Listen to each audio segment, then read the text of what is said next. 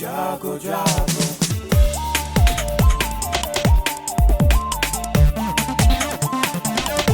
Radio जागो जागो radio जागो 90.4 FM।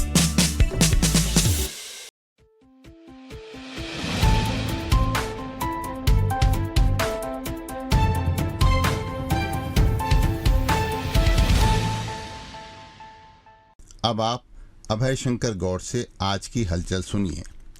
लोकसभा और विधानसभाओं में महिलाओं को 1/3 आरक्षण देने संबंधी प्रावधान वाला नारी शक्ति वंदन विधेयक अब कानून बन गया है। राष्ट्रपति द्रौपदी मुर्मू ने शुक्रवार को इस पर हस्ताक्षर कर दिए हैं। इसके तुरंत बाद केंद्र सरकार ने अधिसूचना भी जारी कर दी है, जिससे यह कानून अब अस्तित्व में आ गया है। बीते 28 साल से यह कानून लटका हुआ था। अगली जनगणना और उसके अनुसार लोकसभा विधानसभा क्षेत्रों के परिसीमन के बाद संसदीय लोकतंत्र के इतिहास में महिला सशक्तिकरण का अहम अध्याय अब जुड़ गया है। इसी माह बुलाए गए विशेष सत्र में इस विधेयक को संसद भवन की नई इमारत में मंजूरी मिली थी। इसे नए भवन से मंजूरी मिलने वाले पहले कानून के रूप में हमेशा याद किया जाएगा। सरकार को उम्मीद है कि महिला आरक्षण से जुड़ा यह कानून 2029 के लोकसभा चुनाव में अमल में आ जाएगा। भारत के सख्त रुख के बाद कनाडा के तेवर नरम पड़ने लगे हैं। कनाडा के प्रधानमंत्री जस्टिन ट्रूडो ने कहा कि उनका देश भारत के साथ करीबी संबंध स्थापित करने को लेकर बेहद गंभीर है, क्योंकि उसकी आर्थिक ताकत बढ़ रही है। भारत अहम राजनीतिक भागीदार है। प्रदेश में 50 से 100 बेड तक के 258 सरकारी अस्पतालों की सीसीटीवी कैमरे से निगरानी अक्टूबर में शुरू हो जाएगी। प्रत्येक अस्पताल में पर्चा व काउंटर, ओपीडी और पैथोलॉजी इत्यादि जगहों पर ये कैमरे लगाए जाएंगे। हर अस्पताल में न्यूनतम 16 जगहों पर इन्हें लगाया जा रहा है। जरूरत के हिसाब से इनकी संख्या बढ़ाई भी जा सकती है।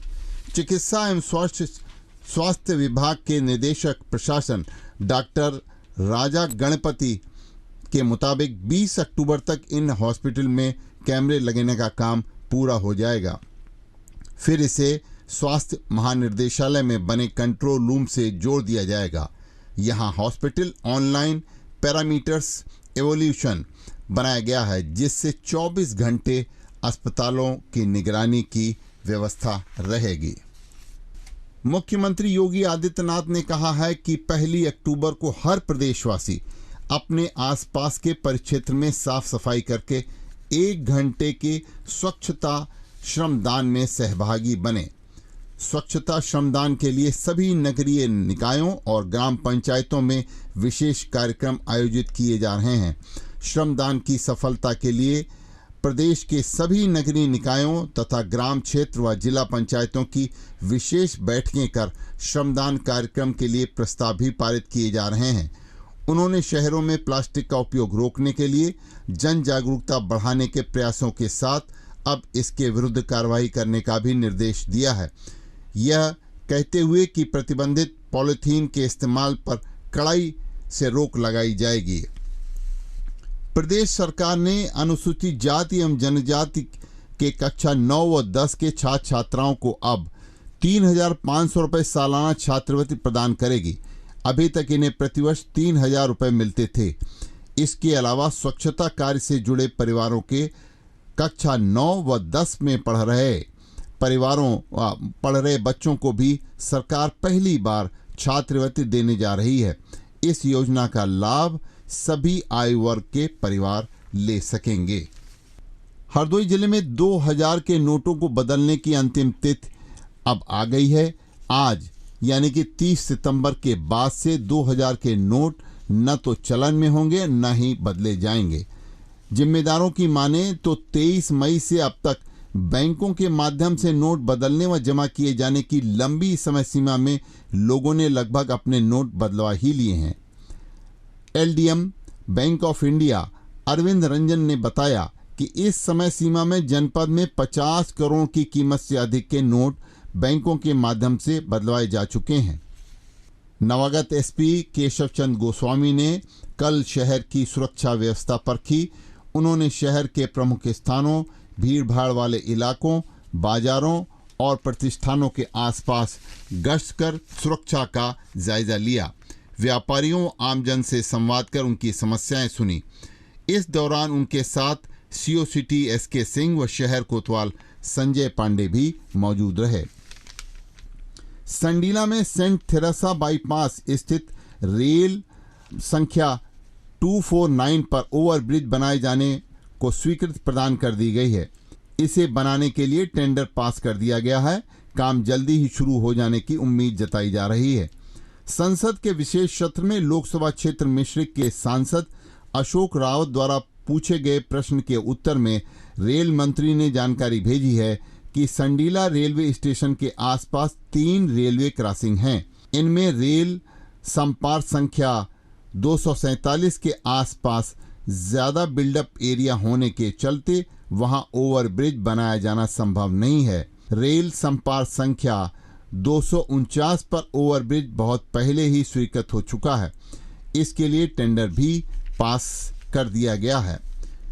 संसद सदस्य अशोक रावत ने बताया कि संडीला में रेलवे क्रॉसिंग पर ओवरब्रिज बनाए जाने की मांग को लेकर संसद में वो लगातार आवाज उठाते रहे हैं।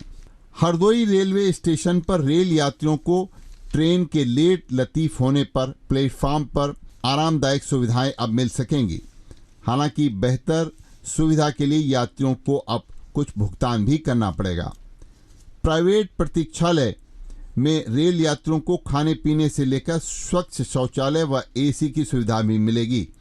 प्राइवेट वेटिंग रूम में आरक्षित, अनारक्षित व प्लेटफॉर्म टिकट लिए हुए रेल यात्रियों को ही बैठने की अनुमति होगी।